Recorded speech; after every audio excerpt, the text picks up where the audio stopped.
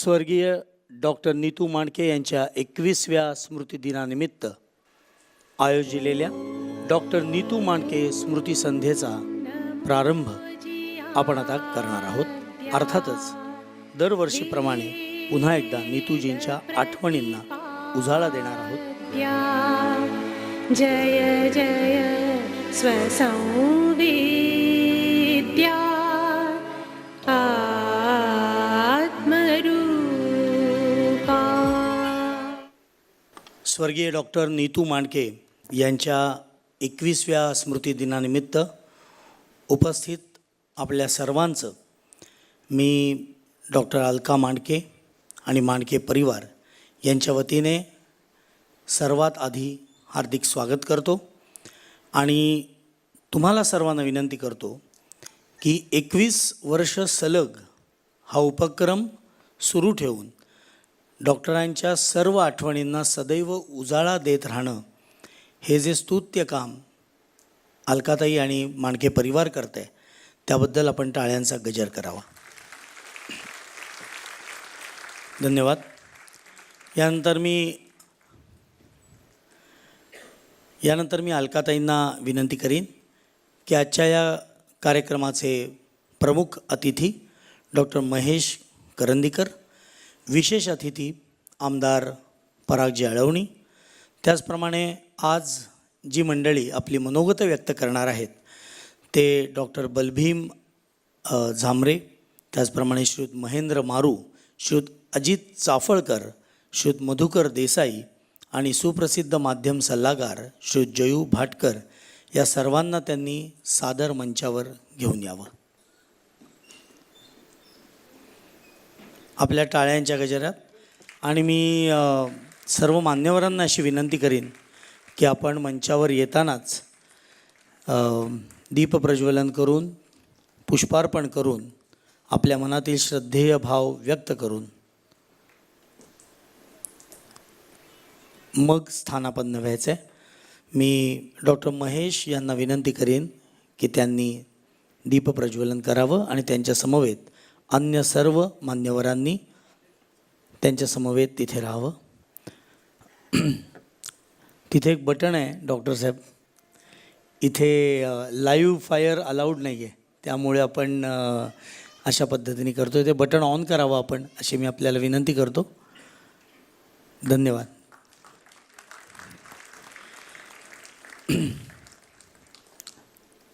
सर्व मान्यवरांनी आता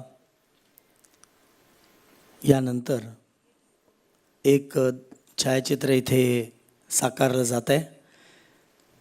मंदार आपण देखील राहावं या छायाचित्रात। मी तर म्हणतो चारुता जुई आपण देखील मंचावर यावं दोघींनीही अशी मी तुम्हाला विनंती करतो। काही क्षण इथे गेले तरी चालतील, परंतु आपण सर्वच जण पुष्पार्पण करून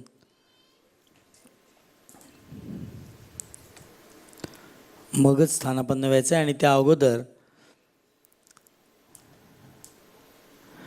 डॉक्टर साहेब एक सर्वच परिवारासोबतचा एक फोटो आपण घेणार आहोत आणि म्हणून आपण इथेच काही क्षण थांबूया। नाही त्या फोटो बरोबर हवा आहे त्यामुळे हां असं उभे राहूया। राईट, थोडं जरा तुम्ही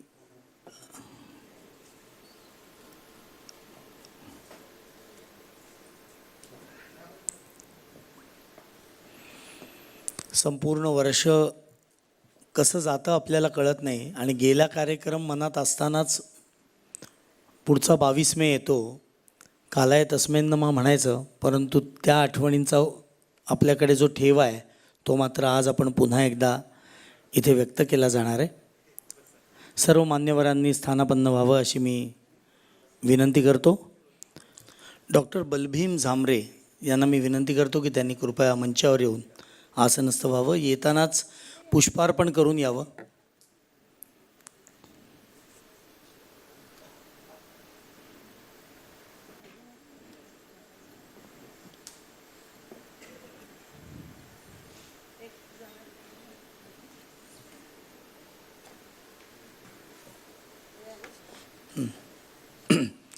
एक खुर्ची रिकामी आहे असं तुम्ही म्हणताय. सध्या खुर्चीचं सगळं गणित साधून सुरू आहे, त्यामुळे एक रिकामी ठेवलेली आहे. चला मंडळी, कार्यक्रमाला सुरुवात करूया. खूप छान मनाची आपण सर्व छान माणसं इथे एकत्र जमलेली आहोत. सृजनता काय असते हे मी समोर अनुभवतोय. एवढ्या सर्व आपल्या वैयक्तिक कार्यव्यग्रतेतून देखील तुम्ही सर्वजण इथे उपस्थित झालेले आहात. मी तुम्हा सर्वांचं विनीश श्रीकांत गोरे मनापासून हार्दिक स्वागत करतो आणि आजच्या या कार्यक्रमाला आपण प्रारंभ करूया. सर्वात प्रथम मी डॉक्टरांच्या तीनही मुलांना विनंती करणार आहे, चारुता, जुई आणि मंदार यांना, की त्यांनी कृपया मंचावर यायचं आहे. कारण आपण आज सर्वांचं जे स्वागत आहे ते ह्या तिघांच्या हस्ते करणार आहोत. आपण उपरणं, पुस्तक भेट आणि एक स्मृतिचिन्ह असं प्रत्येकाला देऊन त्यांचं स्वागत करणार आहोत. हां, जीवत कुठे आहे? जीवत मांडके या. डॉक्टरांच्या स्नुषा इथे आहेत, त्या देखील मंचावर येत आहेत आणि या चौघांच्या हस्ते इथे स्वागत होणार आहे. सर्वात प्रथम आपण आजच्या कार्यक्रमाचे प्रमुख अतिथी, सुविख्यात मेंदू आणि मज्जारज्जू शल्य विशेषज्ञ डॉक्टर महेश करंदीकर, जे नाशिकचे आहेत आणि आज खास या कार्यक्रमासाठी इथे आलेले आहेत, त्यांचं इथे स्वागत करणार आहोत. उपरणं, पुस्तक भेट आणि एक अतिशय देखणी अशी स्नेहभेट देऊ.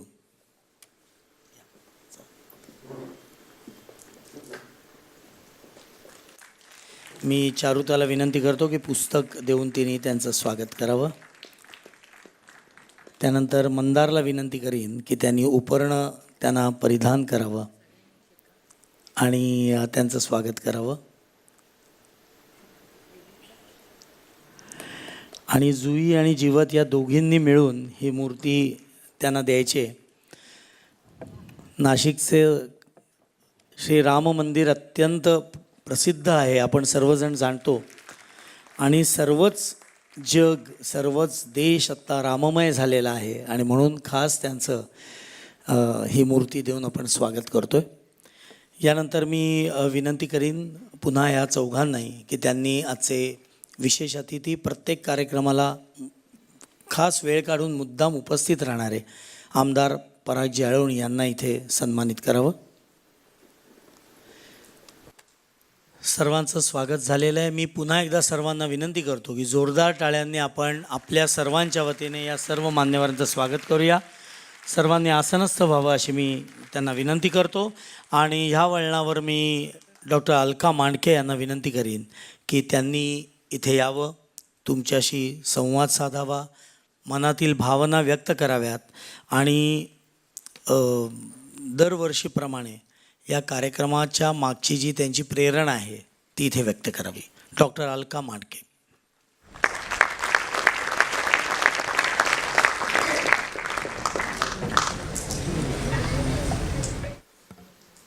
असं दरवेळेला पुन्हा एकदा असं खूप छान वाटतं. इतका प्रतिसाद मस्त असतो आणि थोडंसंही झक्काझक्की होते, पासेस, तिकीटं अमक्या तमक्यामध्ये, पण तरी आम्ही येणारच असे म्हणून तुम्ही सगळे इतके प्रेमाने हजर राहता. खरोखर हृदय भरून येतं. मी आता अशी एवढी भाविक राहिलेली नाही आहे, खूप घट्ट झालेली आहे, तरी पण इथे उभं राहून तुमच्याशी संवाद साधताना थोडंसं थरथरायला होतं आहे खरं. 23व्या स्मृतिदिनासाठी जमलेल्या तुमच्यासारख्या असंख्य चाहत्यांना माझा हृदयापासून सलाम. नीतूनी अचानकपणे जगाचा निरोप घेतल्यावर पहिल्याच स्मृतिदिनाला मी लिहिलेलं हृदयस्थ पुस्तक मृणालिनी चितळेंच्या शब्दांकनाने आणि दीपक पवारांच्या आणि ग्रंथालींच्या तर्फे प्रकाशित झालं. हे खरोखर आश्चर्य आहे, कारण ती मनस्थिती आणि कधीच काही लिहिलेलं नाही अशा परिस्थितीत पुस्तकाची कल्पना मला माझ्या वडिलांनी सांगितली. म्हणजे ते भेटायला आले तेव्हा लगेच म्हणाले की कसं माणसाचा एखादा विचार असतो ना, की आपण एकदा हतबद्ध होऊन आता काय करायचं अशा डोकं धरून बसलेलं असताना कुणीतरी पटकन असं काहीतरी कामाला लावतं. तसं वडील म्हणाले, तू पुस्तक लिहायला पाहिजेस. आणि तेव्हा तर मला वाटलं नाही, विचारही नाही झाला, परंतु लगेचच तो कुठेतरी मुरायला लागला. आणि मग मी तर नाहीच लिहू शकत, पण जमवलं सगळ्यांना कुणाकुणाला. आणि माझी नणंद आज आले आहेत शोभाताई, त्यांच्या घरी मीटिंग झाली. पण सगळ्यांचं मत, विशेषतः माझी छोटी भावजं आहे ज्योत्स्ना, तिचं मत पडलं की नाही, ते तूच लिहायचं आहेस. अरे बापरे, आली मुसीबत. मग आमच्या घरात एका खोलीत आमच्याकडे जे प्रचंड पहिल्यापासून भेटल्यापासून जे त्या दिवसापर्यंतचे फोटो जमले होते ते सगळे असे पसरून ठेवले होते. माझ्या बहिणीचा जेव्हा मुलगा असा अकाली गेला तेव्हा त्याच्यानंतर तिने त्याचा फोटो बघितला, तिला बघवायचा नाही, त्याच्यामुळे तिने कधी बघायचा सोडून दिला होता, बघायची नाही. माझं पूर्ण उलटं होतं. खरं म्हणजे नीतू जाईपर्यंत मी खूप हळवी होते. आणि ज्या दिवशी गेला, भरपूर झटापट झाली, पण ज्या दिवशी गेला त्या दिवशी तो मला माझ्यात आला की काय कुणास ठाऊक, कारण की त्या शोकसभेलाच त्यांनी सांगितलं म्हणजे माझ्या मनातून सांगितलं की डोळ्यात पाणी नाही आणायचं. आणि ते मला त्याच्यासाठी कष्ट नाही करावे लागले. खरोखरच ते भिनून गेलं की हो, आता तो माझ्यातच आहे आणि आहे त्या परिस्थितीला सामोरं जायचं. आणि सामोरं जायचं आहे ते खुशीने, मनापासून आणि छानपैकी जायचं आहे. आत्ताच्या छोट्याशा पहिल्या स्वागतपर म्हणा भाषणाबरोबरच आपल्याला आता खूप कार्यक्रम अनुभवायचा आहे. तर इथे आले महेश करंदीकर, त्यांचे मी आभार इथेच मानते, कारण नंतर मला ही संधी कदाचित मिळणार नाही आजच्या कार्यक्रमामध्ये. तर इथे आपल्या कट्ट्यावर म्हणजे पार्ले कट्ट्यावर दरवर्षी जी भाषणं होतात, वेगवेगळी होतात, त्याप्रमाणे त्या भाषणाला मी त्यांच्या हजर राहिले, कारण विषय न्यूरोसर्जरी होता. आणि इतकी थक्क झाले की आता मी जास्त त्यांचं वर्णन केलं तर ते मीच भाषण केल्यासारखं होईल, त्यांचं काय बोलायचं ते. परंतु भुसावळच्यासारख्या गावातून येऊन मेरिट होल्डर होऊन अमेरिका इंग्लंडमध्ये जाऊन नाशिकमध्ये ऑपरेशन करून अत्यंत अवघड मेंदूच्या शस्त्रक्रिया करून प्रसिद्ध असलेले डॉक्टर हळूहळू कोविडमध्ये त्याच्यातल्या ऑल्टरनेटिव्ह थेरपीज काय असू शकतात ह्याचा आणखीन, कारण आई पूर्वी वेद वाचत होती आणि थोडंसं संस्कृतचं ज्ञान त्यांचं शाळेतच झालेलं होतं, ते आठवण करून आता आपणही यामध्ये अभ्यास करावा. आणि अभ्यास करावा म्हणजे ते मेरिट होल्डर होते तर कुठलाही अभ्यास करायला लागला की त्याच्यात त्यांचं मेरिटसारखं, म्हणजे खूपच तज्ज्ञ आणि हुशार त्यांचा मेंदू बुद्धिमत्ता असली पाहिजे. कारण ते भाषण ऐकल्यावर मी थक्क झाले आणि त्यांना केव्हा तरी बोलावलं पाहिजे. त्याच्यानंतर आम्ही बरेच त्यांचे माझ्याकडे मेसेजेस येतात की ते कुठे कुठे सभा द्यायला आणि वेगवेगळ्या विषयात बोलायला जातात. आणि त्यांचा अयोध्येला भेटीचा पण प्रसंग त्यांनी मला सांगितला. तर अशा तऱ्हेने त्यांना विचारल्यावर ते लगेच तयार झाले. नाशिकहून येतील की नाही असं वाटलं होतं, पण ते पण तयार झाले आणि त्याबद्दल मी त्यांची अतिशय आभारी आहे. अशी सगळी छान आपल्याकडे आज मंडळी जमली आहेत, सर्व पेशंट्स आणि ते मी खूप त्यांचे नातेवाईक. आणि सर्वात म्हणजे तुम्ही धडपड करून पासेस मिळवून इतक्या मोठ्या संख्येने दरवर्षीप्रमाणे हजर राहिलात, त्यामुळे तुमचेही खूप खूप आभारी आहे. एवढं करून मी 2 मिनिट. आजच्या कार्यक्रमाचे प्रमुख पाहुणे डॉक्टर महेश करंदीकर यांचा आपल्याशी अल्पपरिचय करून देण्यासाठी मी इकडे उभी आहे. डॉक्टर करंदीकर हे मेंदू व मज्जारज्जू यातील शल्यविशेषज्ञ आहेत. एका सर्वसाधारण कुटुंबातनं जन्म घेऊन त्यांनी आपलं प्राथमिक शिक्षण भुसावळ येथे केलं. वैद्यकीय शिक्षणासाठी ते पुण्याला आले व MS जनरल सर्जरीमध्ये पुणे विद्यापीठात प्रथम क्रमांक मिळवून प्रावीण्य मिळवलं. त्यानंतर MCH न्यूरोसर्जरी, तेव्हा न्यूरोसर्जरी मुंबईतच होत होतं, MCH न्यूरोसर्जरीसाठी ते KEM हॉस्पिटल मुंबईमध्ये आले. शिक्षण पूर्ण झाल्यानंतर त्याने नाशिकला आपली कर्मभूमी मानलं आणि तेथे करंदीकर हॉस्पिटल तयार केलं.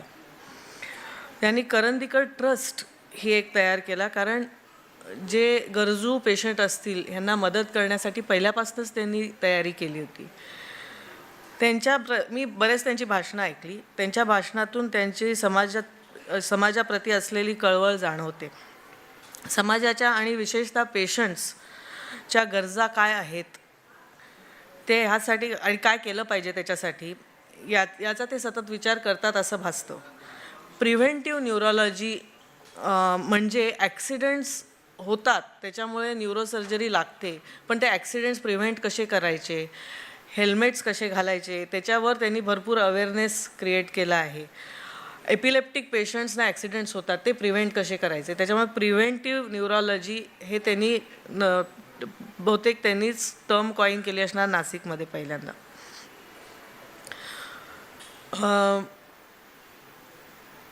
दुसरी म्हणजे आता त्या हॉस्पिटलमध्ये बऱ्याच गोष्टी आहेत. एक युवा कफे म्हणून आहे की जे वयात येणाऱ्या मुलांसाठी त्यांच्या गरजा वेगळ्या असतात त्या निभावण्यासाठी. मग श्वास म्हणून त्यांनी एक क्रिएट केलं आहे जे एपिलेप्टिक पेशंटसाठी सेल्फ हेल्प ग्रुप्स असतात ते त्याच्यासाठी केलेलं आहे. आज आपलं भाग्यच की डॉक्टरांसारखे प्रमुख पाहुणे आपल्याला लाभले, ज्यांचे बरेच आउट ऑफ द बॉक्स विचार आहेत, ज्यांनी पेशंटना मदत होईल आणि ज्यांच्या अथक प्रयत्नांनी नाशिकमध्ये उच्च प्रकारचे वैद्यकीय मदत मिळू शकेल. आपण डॉक्टर करंदीकरांचं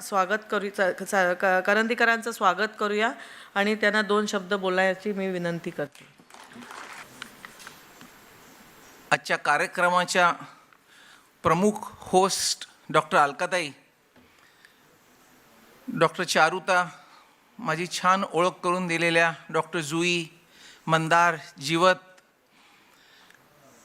पार्लेकरांचे लाडके आमदार परागजी, भटकर सर, माननीय व्यासपीठ आणि दरवर्षी हक्काने आम्ही येणारच असं नीतू मांडकेंवर प्रेम असलेले आपण सगळे बंधू भगिनींनो, सगळ्यात सुरुवातीला शतकातून एखादाच जन्मणारा असा ग्रेट व्यक्तिमत्व असलेला cardiac surgeon doctor Neetu Mandke यांच्या स्मृतीला मनापासून वंदन. आमची पहिली इंटरॅक्शन झाली ती हरकिसनदास हॉस्पिटलमध्ये. ही मी 25-30 वर्षापूर्वीची गोष्ट सांगतोय. हरकिसनदास हॉस्पिटलमध्ये न्यूरोसर्जरी आणि हार्ट सर्जरी याचं ऑपरेशन थिएटर कॉम्प्लेक्स हे वेगळ्या ठिकाणी असायचं, रुटीन थिएटर कॉम्प्लेक्सेसपासून. तर तिथे आम्ही एकत्र इंटरॅक्ट करायचो आणि नीतू मांडके म्हणजे परफेक्शन, नीतू मांडके म्हणजे एक्सलन्स हे त्यावेळी मनावर बिंबलं गेलं. कारण त्यावेळी ओपन हार्ट सर्जरीमध्ये त्या काळच्या दिवसांमध्ये जो ग्राफ्ट घेण्यापासून ग्राफ्ट सुचर करेपर्यंत जे प्रिसिजन होतं, त्याच्यातले जे बारकावे होते की निडल कुठली पाहिजे, निडलची टिप कुठली पाहिजे, कर्वेचर कुठलं पाहिजे, सुचर मटेरियल कुठलं पाहिजे, ते आधीपासून सगळं नीट तयार आहे की नाही ह्या तपशिलात जाऊन प्रिपरेशन अतिशय परफेक्टली झालेली जर नसेल तर त्यांना अजिबात चालायचं नाही. आणि परफेक्शन हे ऑब्वियसली आमच्या मध्ये खूप कॉमन गोष्टी मला जाणवतात. कारण ब्रेन सर्जरी आणि हार्ट सर्जरी हे इतर सगळ्या सर्जिकल स्पेशालिटीजपेक्षा खूप वेगळं असतं. म्हणजे ब्रेनमध्ये सुद्धा प्रिसिजनला खूप महत्त्व असतं. आम्ही 200 ते 300 पट मॅग्निफिकेशन खाली ब्रेनचं ऑपरेशन करतो. कारण थोड्याही 0.1 मिलीमीटरने इकडे तिकडे जरी धक्का लागला तरी समजा बोलण्याच्या केंद्राला धक्का लागला तर तो पेशंट कायमचा मुका होणार असतो. तसंच हार्टमध्ये आहे. तर हार्ट सर्जरी आणि ब्रेन सर्जरीमध्ये जे प्रिसिजन लागतं ते कसं आपण अंगीकारावं याचं मूर्तिमंत उदाहरण म्हणजे डॉक्टर नीतू मांडके. त्याचबरोबर महत्त्वाकांक्षासुद्धा कशी असावी ह्याचं ज्वलंत उदाहरण आणि आपलं स्फूर्तिस्थान म्हणजे डॉक्टर नीतू मांडके. जे जास्तीत जास्त चांगलं जगभर आहे ते शिकून आल्यानंतर आपण केलेली एखादी शस्त्रक्रिया आणखी चांगली कशी होईल याच्यावर विचार करणारी फार थोडी माणसं असतात. म्हणजे ज्याला competition with your on self म्हणतात, की आता दुसरं कोणी कॉम्पिटिशनला राहिलं नाही, मी नंबर 1ला झालो आहे, पण मला आणखी पुढे जायचं आहे, तर मी माझी स्वतःचीच कॉम्पिटिशन केली पाहिजे. म्हणजे महत्त्वाकांक्षासुद्धा अशी असावी म्हणतात, की चोरी करायची असली तर राजाचा खजिना लुटेन, शिकार करायची असली तर वाघाची करेन, अशी ज्याची ॲम्बिशन आहे अशा डॉक्टर नीतू मांडकेंकडून आपण खूप काही शिकलं पाहिजे. आणि मला असं वाटतं की सुरुवातीला अलकाताईंनी सांगितलं तसं बऱ्याच वेळा कल्चरल ॲक्टिव्हिटीज, एंटरटेनमेंट प्रोग्राम होतात स्मृतिदिनाच्या दिवशी. पण स्मृतिदिनाच्या दिवशी खरा उद्देश काय हवा, की त्या माणसाच्या सगळ्या स्मृती जागृत करून त्या माणसाच्या व्यक्तिमत्वातून आपल्याला काही बोध घेण्यासारखा आहे का. आणि अगदी तितकी उंची जरी आपल्याला गाठता नाही आली तरी फुल ना फुलाची पाकळी त्याचे 10%, 15%, 20% आपल्यात काही सुधारणा आपण करू शकतो का, हा जर आपण त्याच्यातून बोध घेण्याचा प्रयत्न केला तर मला असं वाटतं की स्मृतिदिन साजरा केल्याचं खरं सार्थक होईल. आपल्या मेंदूचे 2 भाग आहेत. जे बुद्धिजीवी लोक असतात त्यांचा मेंदूचा डावा भाग जास्त कार्यरत असतो, त्याला डॉमिनंट हेमिस्फिअर म्हणतात. आणि मेंदूचा उजवा भाग हा खेळ, कला, भावना, क्रिएटिव्हिटी, लॅटरल थिंकिंग या सगळ्याशी निगडीत आहे. आता शास्त्रांनी असं सिद्ध केलेलं आहे की खरा डॉमिनंट हेमिस्फिअर हा डावा नसून खरा डॉमिनंट हेमिस्फिअर हा उजवा आहे.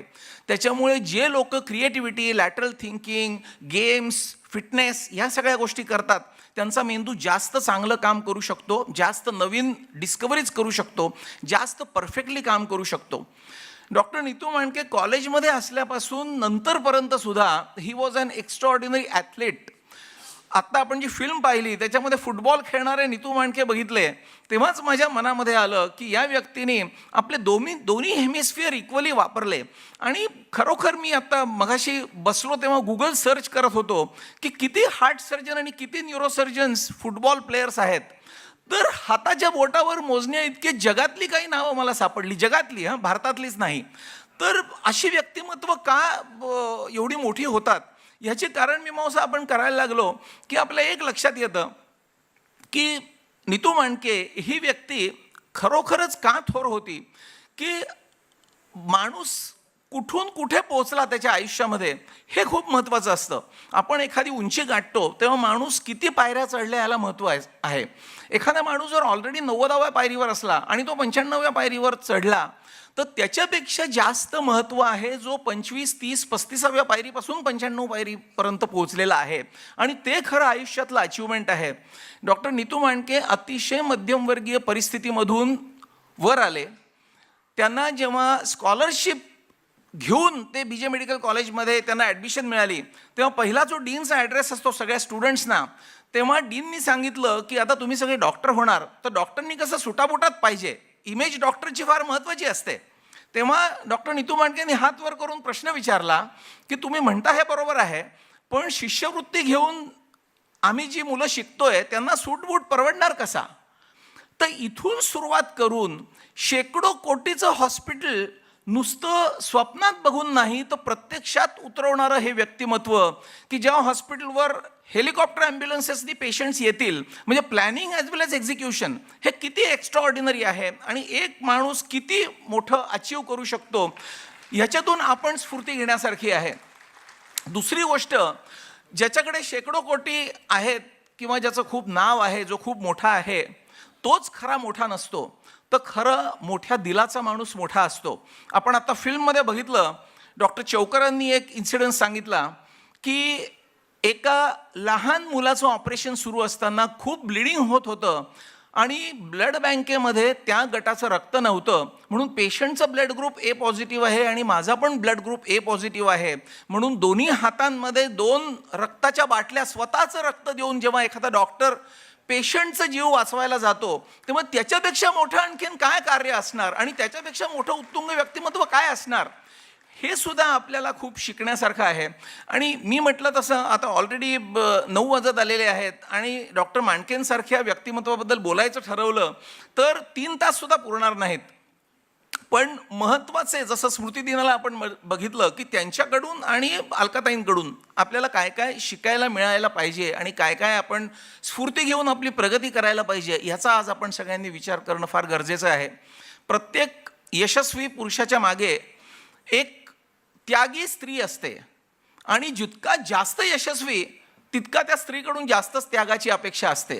हे पुढचं सगळं सांगायच्या आधी मी एक छोटीशी गोष्ट महत्त्वाची सांगतो की जेव्हा हे हृदयस्थ पुस्तक मी वाचलं आणि अलकाताईंना सांगितलं काही गोष्टी की किती सुंदर गोष्टी नीतूजींच्या पण आहेत आणि तुमच्या पण आहेत, तेव्हा त्यांनी मला लिहिलं की हे पुस्तक तर नीतूवरचं आहे आणि मी चुकून माझ्याचबद्दलच्या जास्त गोष्टी लिहिल्या की काय, म्हणजे माझ्याकडून प्रमाद घडला का. केवढी ही नम्रता. म्हणजे माणूस खरं जे मोठेपणा माणसाचा आहे ना, तो आजकालच्या शो ऑफच्या दुनियेमध्ये मी काय केलं हे फेसबुकवर लिहायचं, इंस्टाग्रामवर लिहायचं आणि रिचिंग आउट पीपल हा जो ॲप्रोच आहे आणि जो हल्लीच्या मीडियानी हाईप केलेला आहे, त्याच्यापेक्षा खऱ्या अर्थाने प्रगती असं म्हणतात की it is not important to be known, it is important to know thy self. आणि हे ज्या माणसाला खरं मनापासून कळतंय तोच माणूस इतका नम्र असू शकतो. असं म्हणतात संस्कारांपेक्षा जास्त श्रीमंती नाही आणि नम्रतेपेक्षा मोठा दागिना नाही. आणि या दोन्ही गोष्टी असलेल्या अलकाताई या आपल्या समोर आज आहेत. आदर्श सहचरिणी म्हणून तन मन धन अर्पण करून त्या आयुष्य जगल्या. आणि खरोखर मनामध्ये येतं, म्हणजे आपल्या सगळ्यांनी विचार केला पाहिजे या गोष्टीवर की एक स्त्री होम फ्रंटवर घरातलं role as a housewife, role as a mother, role as a wife, role as a manager, role as a doctor, हे सगळंच इतक्या यशस्वीपणे करू कसं शकेल. आणि ते जर करू शकत असेल तर त्याच्यासाठी किती मोठी प्रिपरेशन लागत असेल. आणि हे मी उगीच म्हणत नाही, ह्याच्यावर शांतपणे विचार केला आणि त्यांच्या आयुष्यातले जर टप्पे आपण बघितले तर एका बाजूला डॉक्टर नीतू मांडके आणि एका बाजूला डॉक्टर अलका मांडके, या दोन्ही व्यक्तिमत्वांची उंची आपल्याला खूप काही शिकवून जाते आणि खूप काही आपल्याला आणखीन आपल्यातच प्रगती करायला स्फूर्ती देते असं मला वाटतं. त्यांनी जी ॲनेस्थेशिया ब्रांच घेतली त्यांना सर्जरी मिळत होती आणि सर्जरी करायची हौस पण होती, पण केवळ नीतूबरोबर राहता यावं, he will be a heart surgeon, तर मग ह्या ॲनेस्थेटिस्ट राहतील, म्हणून त्यांनी कॉम्प्लिमेंटरी रोल प्ले करण्यासाठी ॲनेस्थेशिया निवडलं. जसलोकमधलं पहिला जॉब, महत्त्वाचं कारण काय होतं की तिथे फ्लॅट मिळत होता, त्यावेळी मुंबईला घर मिळत नव्हतं, म्हणून जसलोकचं म्हणजे किती physical, mental, emotional, psychological, moral support. खूप वेळा नीतूजी परदेशात गेल्यानंतर एकटं राहून फार महत्त्वाचं आहे हे, म्हणजे सायकोलॉजिकल प्रिपरेशन किती असलं पाहिजे त्यावेळी, मुलं लहान आणि सगळं मॅनेज करायचं सगळ्या फ्रंट्सवर. आणि सगळ्या फ्रंट्सवर म्हणजे नुसतं मुलं संसार हेच नाही तर ॲकॅडमिक एक्सलन्स त्यांचासुद्धा होता. शी वॉज अ टॉपर इन ॲनेस्थेसिया, त्यांचे पण रिसर्च पेपर्स आहेत, म्हणजे ॲकॅडमिक एक्सलन्ससुद्धा त्यांचा आहे.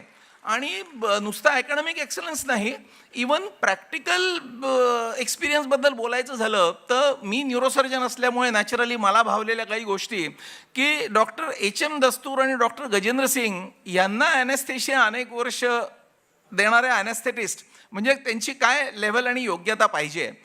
तर हा जो ब्लेंड आहे ना, हा ब्लेंड खूप दुर्मिळ आहे आणि या ब्लेंडकडून आपण सगळ्यांनी खूप शिकणं आवश्यक आहे.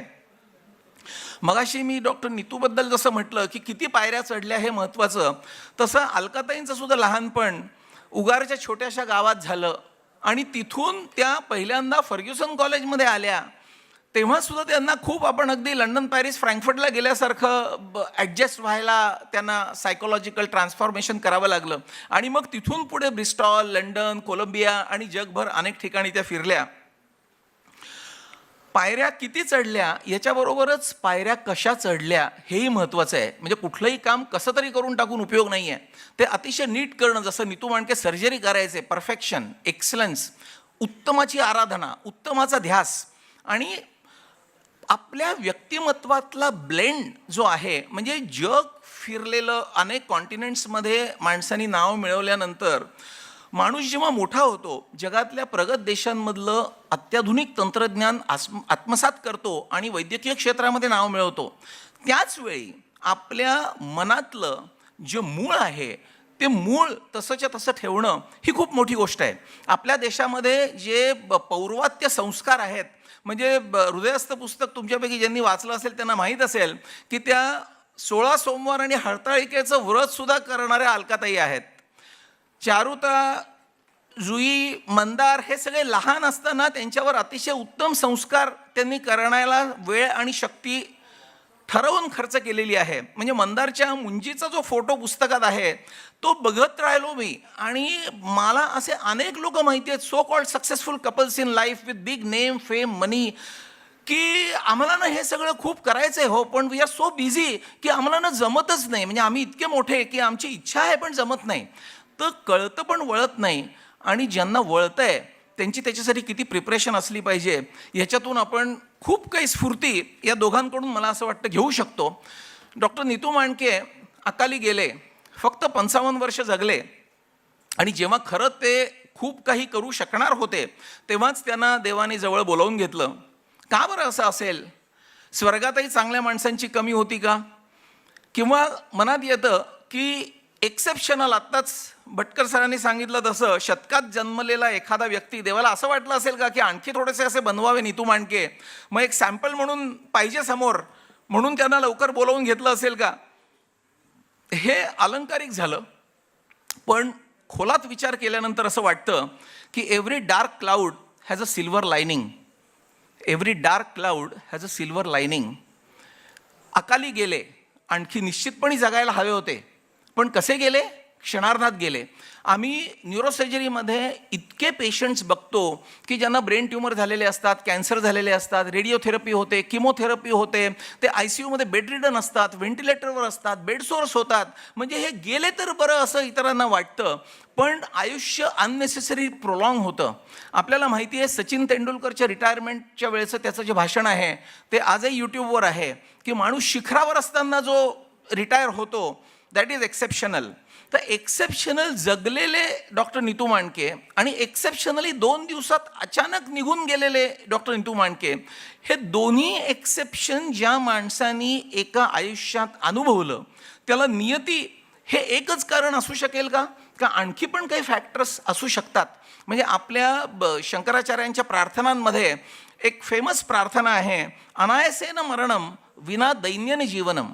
अनायसेन मरणम, मला अचानक मरण यावं, क्षणात मरण यावं, मला हालाल होऊन मला नाही मरायचं, आणि विना दैन्याने जीवनम, म्हणजे माझी कुठली दैनंदिन अवस्था माझ्या जीवनात व्हायला नको. म्हणजे जीवन पण यशस्वी आणि मरण पण एक्स्ट्राऑर्डिनरी. तर हे दोन्ही व्हायला नियती हे निश्चित कारण आहे, पण आपणही काही गोष्टी करू शकतो का अशा दोन्ही फ्रंट्सवर यशस्वी व्हायला, ह्याचा विचार आपण सगळ्यांनी केला पाहिजे. कारण खूप वेळा असं म्हणतात, असेल माझा हाली तर देईल खाटल्यावरी. मी जर नुसता बसून राहिलो आणि मला सगळं सुखीत संपन्न समृद्ध जीवन माझ्यासमोर आणून ठेवा कोणीतरी, तर तसं कधीच होत नाही. म्हणजे नाही सुप्तस्य सिंहस्य प्रविशन्ति मुखे मृगा असं म्हणतात. अगदी जंगलचा राजा जो सिंह आहे त्यांनी पण जर असं ठरवलं की मी आता नुसता बसतो, हरिण आपोआप येऊन माझ्या तोंडात पडावं, तर तसं नसतं. माणसाचे प्रयत्न, कष्ट, डेडिकेशन, कमिटमेंट हे सगळे गुण माणसाला यशस्वी बनवतात. आणि आपल्याला घडवलंय देवानी हे मान्य आहे, डेस्टिनी डेफिनेटली आहे, पण देवानी आपल्याला सगळ्याला जी बुद्धी दिली आहे, जे मन दिलं आहे, जे आपली क्रियाशक्ती दिलेली आहे, त्याचा आपण योग्य उपयोग करतोय का? आणि योग्य म्हणजे काय हे तरी आपल्याला माहिती आहे का? आणि सगळ्यात महत्त्वाचं, याचा आपण विचार तरी केला आहे का कधी? आपल्याला बेसिकली कुठलंही आपण मशीन एखादा आणतो विकत, त्या मशीन, समजा वॉशिंग मशीन आणलं तर आणलेल्या मशीनबरोबर एक युजर्स मॅन्युअल येतं, कुठली बटणं कशी काय कसं वापरायचं असं. आपल्या शरीरामध्ये मिलियन्स नाही, बिलियन्स नाही, ट्रिलियन्स ऑफ सेल्स आहेत, आणि अतिशय कॉम्प्लिकेटेड टिश्यूज, ऑर्गन्स, आपापसात हार्मोनी, सिंक्रनी असलेलं हे कॉम्प्लेक्स मशीन आहे. याचं काही युजर मॅन्युअल आहे का? का देव विसरला आहे द्यायला? का देवाने दिलेलं आहे पण आपणच ते वाचतच नाही आहे? युजर मॅन्युअल न वाचता आपण आयुष्य जगतोय.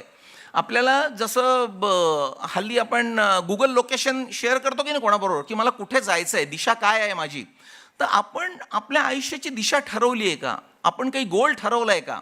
का आपण तारूशिवाय नौका जशी कुठेतरी समुद्रात फरफटती आहे तसं आपलं जीवन फरफटतं आहे? तर आपल्या यशस्वी जीवनाचा मंत्र हा युजर मॅन्युअलच्या स्वरूपात जर कुठला असेल तर तो एन्शंट इंडियन विजडममध्ये आहे, भगवद्गीता आहेत, उपनिषदं आहेत, ब्रह्मसूत्र आहेत, वेद आहेत, साधी ज्ञानेश्वरी आहे, तुकाराम आहे, दासबोध आहे, गाथा आहेत, खूप गोष्टी आहेत. तर ह्याचा अभ्यास आपण खूप करणं गरजेचं आहे, तर आपल्या आयुष्याला एक दिशा मिळेल आणि ती दिशा घेऊन आपण आयुष्य यशस्वी करू शकू. मी आत्ता इटलीमध्ये गेलो होतो साऊथ युरोपियन कॉन्फरन्समध्ये. माझं एक न्यूरोसर्जरीवर टॉक होतं आणि त्या टॉकच्या नंतर मला दुसऱ्या दिवशी त्यांनी रिक्वेस्ट केलं की तुम्ही योगावर पण आणखीन एक टॉक द्या. पहिलं टॉक 45 मिनिटाचं होतं न्यूरोसर्जरीचं, मी तयारी करून गेलो होतो. नंतरचं टॉक हे 15 मिनिटाचं होतं. म्हटलं योग या विषयावर आता 15 मिनिटं काय बोलायचं आपण, पण मी अष्टांग योगाची 8 अंग त्यांना 2-2 मिनिटामध्ये सांगितली आणि नंतर माझा भाषणानंतर लोकांनी अक्षरशः मला मिठी मारली. त्यांनी सांगितलं, तिथे साऊथ युरोपमधले म्हणजे इटली, स्पेन, पोर्तुगाल, इकडचे सगळे, ग्रीस असे लोक होते. त्यांनी सांगितलं की हल्ली वर्ल्ड योगा डे सेलिब्रेट केला जातो आणि त्यामुळे आम्हाला योगाची कल्पना आहे, पण योगा म्हणजे योगा आसनं एवढंच आम्हाला माहिती होतं. हा अष्टांग योग आणि हा मनाचा प्रवास आणि मन बळकट, शरीर बळकट, तर तुमचं त्याच्या मागचं जे काय आहे, कोणी आत्मा म्हणेल, कोणी वेगवेगळ्या धर्मात काही म्हणेल, ते बळकट होईल आणि त्याची प्रिपरेशन ही भारतीय तत्त्वज्ञानामध्ये आहे, हे आम्हाला आज कळलं. तर आम्हाला पुस्तकं सांगा, आम्ही ह्याच्या पुढे काय वाचू, आम्हाला याची उत्सुकता आहे. गेली अनेक वर्ष मी योगाच्या इंटरनॅशनल कॉन्फरन्सेसमध्ये टॉक देतो, तेव्हा इंटरेस्टिंगली असं वाटतं की आपल्या लोकांपेक्षा पाश्चिमात्य लोकांनी योगावर आणि आपल्या वैदिक सायन्सेसवर खूप सखोल अभ्यास केलेला आहे. डॅनियल मॉन्टी आहे, अँद्रे राहेल आहे, खूप जण माझे मित्र आहेत, पण ते परदेशातले आहेत. तर आपल्या लोकांनी ह्या गोष्टी खूप गांभीर्याने घेतल्या. आता सगळी संपत्ती आहे, म्हणजे पक्वान्नानी वाढलेलं ताट समोर आहे, पण आपण ते खात नाही आहे, हे आपलं दुर्दैव आहे. आपण आपल्या आयुष्याची दिशा ही निश्चितपणे ठरवू शकतो, कारण सो कॉल्ड मॉडर्न सायन्सेसमध्ये काय होतं की जसं आम्ही आणखी शिकतो, आणखी सो कॉल्ड मोठे होतो, तेव्हा आमच्या लक्षात येतं की आपल्याला काहीच फारसं येत नाही आहे. म्हणजे आम्ही जेव्हा MBBS होतो ना, तेव्हा मुलांना मी मेडिकल कॉलेजमध्ये नेहमी शिकवतो की तुम्ही MBBS होता तेव्हा तुम्हाला असं वाटतं की अरे वो आम्ही आता डॉक्टर झालो, म्हणजे काय डोक्यापासून पायापर्यंत मला सगळ्या आजारांची सगळी माहिती आली. तुम्ही जेव्हा स्पेशालिस्ट होता, ENT स्पेशालिस्ट असेल तर नाक कान घशात आम्ही आता अगदी अल्टिमेट स्पेशालिस्ट झालो. त्याच्या पुढे जेव्हा तुम्ही सुपर स्पेशालिस्ट होता, ब्रेन सर्जरी किंवा हार्ट सर्जरी केल्यानंतर, तेव्हा असं लक्षात येतं की नॉर्मल मेंदू कसा चालतो हे सुद्धा अजून मॉडर्न न्यूरोसायन्सेसला ज्ञात नाही आहे. म्हणजे 10% माहिती आहे कसा चालतो, 90% माहितीच नाही आहे. आणि शरीरातल्या एका अवयवाबद्दल फक्त त्याच्यामधल्या सुपर स्पेशालिस्टला जर 10% ज्ञान असेल, तर मग हे शरीर कसं चालतं ह्याचं काय ज्ञान आहे मॉडर्न सायन्सेसला. आणि in stark contrast to this, आपल्या वैदिक सायन्सेसमध्ये खूप मोठे ट्रेजर आहेत. त्या लोकांना प्रॉबेबली खूप काही माहिती होतं जे आज आपल्याला माहिती नाही आहे. आणि म्हणूनच सिच्युएशन अशी आहे की आज सो कॉल्ड प्रगत जी लोकं आहेत, सुख, समृद्धी, समाधान, आज 4 पैसे लोकांकडे खूप जास्त आहेत, पण सुख समाधान हे नाही आहे. याचं कारण आपल्या वैदिक सायन्सेसमध्ये याची रूट्स आहेत.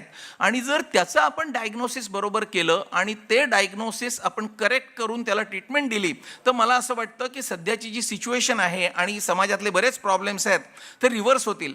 आज नात्यांमधलं आपापसातलं प्रेम वाढवायची गरज आहे. ते जे प्रेम आहे ते प्रेम उपजत आणलं पाहिजे, मनामधूनच निर्माण व्हायला पाहिजे. आपल्या ईशावास्य उपनिषदामध्ये एकत्वम अनुपश्यते असा मंत्र सांगितलेला आहे की तुझ्यातला तू आणि माझ्यातला मी, मी म्हणजे शरीर नाही आहे, शरीराच्या मागे काहीतरी आहे, मन असेल, त्या मनाच्या मागे कोणीतरी मी आहे, तो मी आणि तुझ्यातला मी हे सारखेच आहेत. हे जेव्हा आपल्याला जाणवतं तेव्हा मग आपल्या डोळ्यासमोर नीतू मांडकेंसारखी लोक येतात की जे प्रत्येक पेशंटवर प्रेम करतात. अलकाताईंसारखे लोक आपल्या समोर येतात की ते अजूनही शेकडो नाही हजारो लोकांना मनापासून मदत करतायत. त्यांना कोणी कंपेल करत नाही आता, पण त्यांना उत्स्फूर्तपणे वाटतंय की आपण मदत करायला पाहिजे. कारण समाजासाठी जे माणसं खऱ्या अर्थाने जगतात, आपल्या कठोपनिषदामध्ये यम आणि नचिकेताचा संवाद खूप महत्त्वाचा आहे. त्यांनी विचारलंय की ह्या ऐहिक जीवनामध्ये सगळे दुःखी आहेत, तर सुखाचा मार्ग काय. तेव्हा यमाने पंचाग्नी विद्या सांगितली आहे. तेवढी सांगून मी थांबतो कारण वेळ बराच झाला आहे. त्यांनी 5 गोष्टी सांगितल्या आहेत की आपण 5 प्रकारचे यज्ञ केले पाहिजे, कारण आपल्यामध्ये 5 प्रकारची ऋणं असतात. एक म्हणजे देवऋण, देवानी आपल्याला इथे आणलं आहे त्याच्यामुळे आपण देवाची भक्ती केली पाहिजे. एक म्हणजे ज्या आईवडिलांनी आपल्याला वाढवलं, मातृपितृ ऋण, त्यांचं ऋण आपण फेडलं पाहिजे, आपण त्यांची सेवा केली पाहिजे. आणि दुर्दैवाने आत्ताच 2 महिन्यापूर्वी मी पार्किन्सन्स डिसीज सोसायटीच्या राज्यस्तरीय समारंभामध्ये चीफ गेस्ट म्हणून बोलत होतो त्या सगळ्या लोकांशी. तर एल्डरली पार्किन्सन्स एवढी दुःख आहेत आणि घरातली लोकच त्यांना पुरेसं प्रेम करत नाही आहेत, हे दुर्दैव आहे. तर आपल्या आईवडिलांनी ज्यांनी आपल्याला जन्म दिला आणि लहानाचं मोठं केलं, त्यांच्याबद्दल जर आपल्या मनात प्रेम नसेल तर आपण समाजावर काय प्रेम करू शकणार. तिसरं ऋण ऋषी ऋण, म्हणजे आपल्याला ज्या टीचर्सनी शिकवलं, तर ते आपण टीचर्स जरी नसतील तरी आपण आपली विद्या कोणाला तरी शिकवली पाहिजे, म्हणजे ते ऋषी ऋण फिटतं. त्याच्या पुढचा यज्ञ म्हणजे नृयज्ञ, म्हणजे आपण आपल्या आजूबाजूच्या समाजातल्या माणसांवर खरं प्रेम केलं पाहिजे. म्हणजे नुसता दिखावा नाही आहे प्रेमाचा, खरं प्रेम केलं पाहिजे. आपण म्हणतो ना अतिथी देवो भव, त्याच्या मागचं तत्व हेच आहे. कोणी आपल्याकडे पाहुणं आलं तर प्रेमाने आपण अगत्याने जर केलं तर वर्षानुवर्ष ते रिलेशन्स राहतात.